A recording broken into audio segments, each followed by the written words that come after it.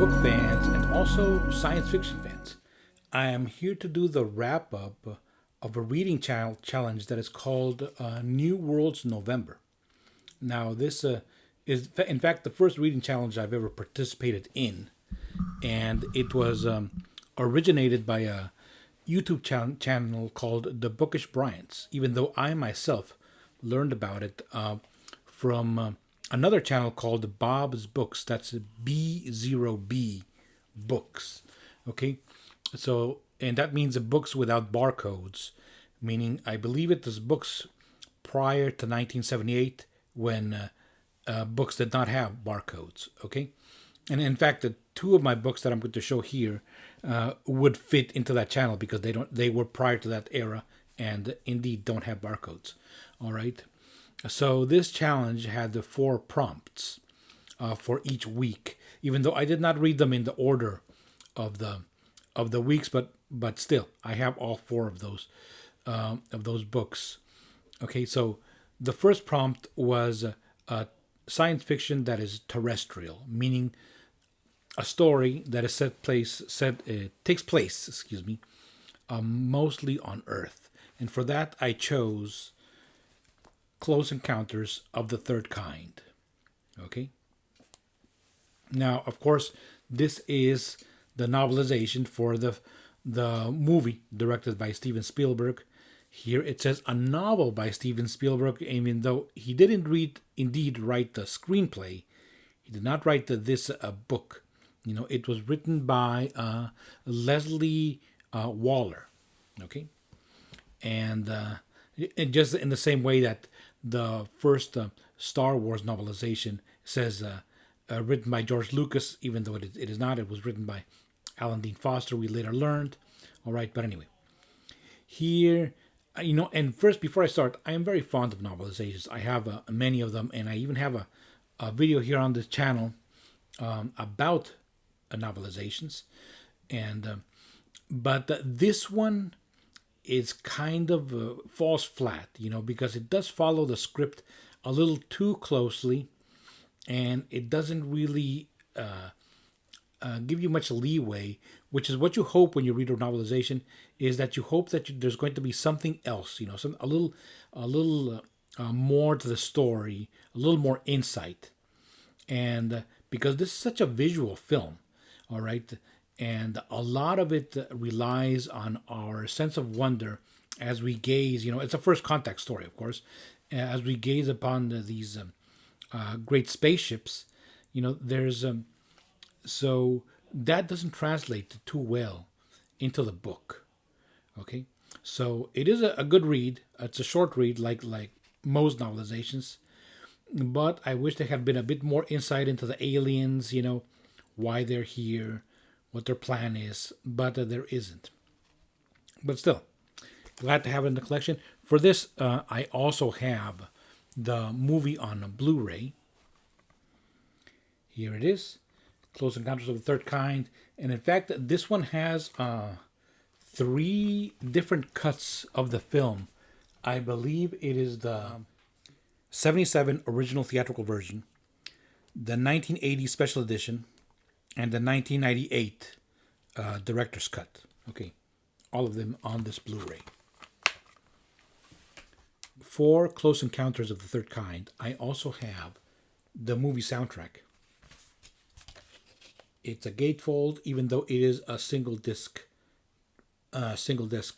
set. All right, there they are, the scientists, all gaping in awe as the mothership sets down atop Devil's Tower. There it is. Some cool insight into the soundtrack right there. Some photos from the film. It's a fantastic film. Great film. Even though the novelization kind of left me flat. Now, for the second prompt, which was extraterrestrial science fiction, I chose a Star Wars tie-in novel, which is this one. It is book 1 of the Black Fleet, a very long title, Star Wars. Book 1 of the Black Fleet Crisis, Before the Storm. Okay, so this is the first of a trilogy The other two being Shield of Lies and Tyrant's Test. I do have the second book, which I have not yet read yet, but I still don't have the other one, the third one. But anyway, this, and I feel I'm kind of cheating here with putting this in extraterrestrial, because yes, it does happen in a galaxy far, far away, a long time ago. But the way the characters behave and the way the aliens behave also is completely terrestrial. So this is in fact a political thriller, all right, but just in a space setting, because the whole plot of it has to do with a new discovery by the New Republic. By the way, this one takes place 16 years after Return of the Jedi. So Han and Leia are married and they have kids, and Luke Skywalker has his Jedi Academy. They're all settled into those roles. But all the classic good characters appear here. Luke, Leia, Han, Chewbacca, C-3PO, R2-D2. Okay, even Lando Calrissian. All right, so the plot here is that they discover they think they discover, what is a lost Imperial fleet that is somehow unaccounted for, and they don't know if this fleet exists, for starters, or is even a threat. And how they deal with that is, and all the political machinations that go around that is what this novel is about. At least this first installment. Okay, so it was a pretty good read, but it was all set up. So obviously the good stuff happens in books 2 and 3. Okay, Before the Storm, Black Fleet Crisis, number 1. That was for the extraterrestrial one. Then for the classic, the third prompt was classic science fiction, which is science fiction, well, according to the challenge, defined by science fiction that is pre-1965. So I imagine that means that up to 1964. And for that, I chose another novelization of a classic film. It is this one, Forbidden Planet. Okay, this is my vintage copy from, I believe, let me check, 1950 something. 56, all right. That's when this edition came out. I'm going to put down here the title of the books, the author, and also the year, as well as the editorial here. This one is from Bantam Books, right there with a little rooster. Okay, unlike the other novelization, Close Encounters, this one really gives you bang for your buck, even though it is a thin book, like all novelizations are, most of them at least. This one does give you more insight into the story, more insight into the characters, and also some unanswered questions that I had when watching the film. Okay, so it really does give you more, and it feels like you're experiencing the story once again from a different angle. This one is told in first-person form by several characters, several members of the crew, and the resident of Altar 4. So the plot, if you haven't seen Forbidden Planet, is that a spaceship is sent on a mission to the planet Altar 4. All right. In order to find out what happened to the crew of a lost spaceship, the Bellerophon. Okay. Once they reach the area of the planet Altar 4, they do communicate, but they are told not to land.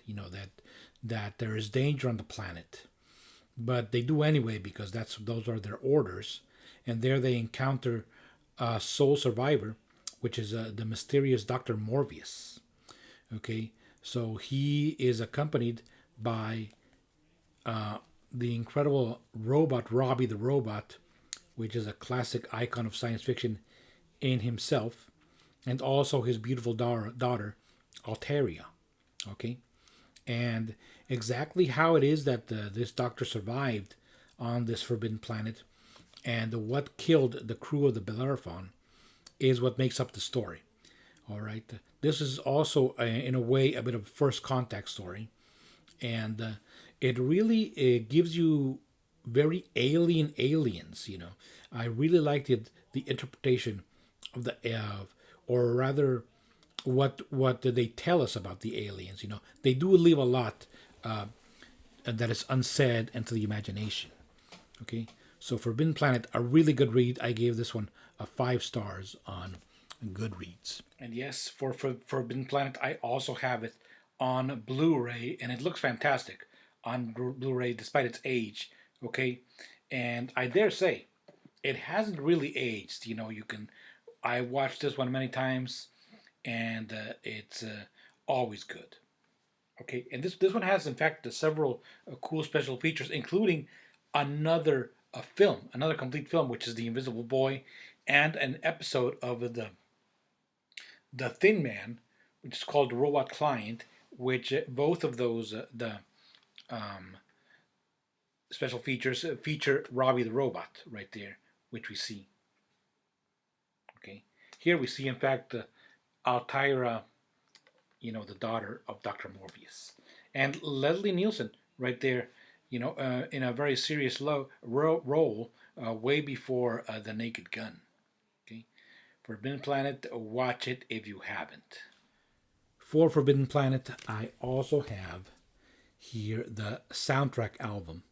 Here, this is not an original from way back then in the 50s. This is a reissue. Okay, Forbidden Planet. It's a very interesting soundtrack. Also here on the back, some cool insights into the soundtrack itself and their composers. Forbidden Planet, a classic. For the last prompt, it was robots or AI. And for that, I chose here Philip K. Dick, Complete Stories, Volume 2. This is my Spanish language copy. That is because I live here in Mexico. Okay, those other 3 were in English, but this one is in Spanish. This is a compilation of his short fiction, and there are several volumes of them. I only have Volume 2, but this one includes the story Second Variety, which is of course about robots that have somehow turned on their creators, way before Terminator. And by the way, this one could also qualify for the classic science fiction because all of these stories are pre 1965. Okay, but anyway, that story, which is Second Variety, was also turned into the movie Screamers, which I did see way back in the day in the movie theater. I haven't seen it since. I really would like to.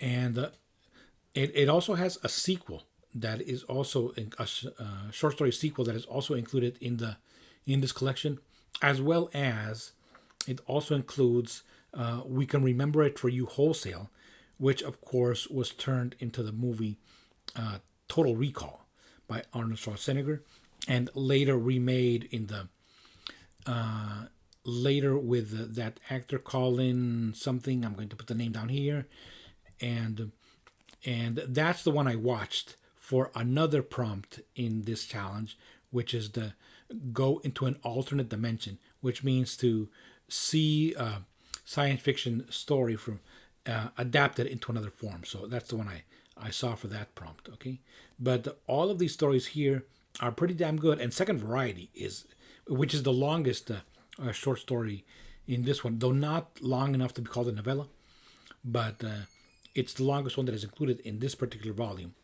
It's really, really good. It's a very suspenseful story.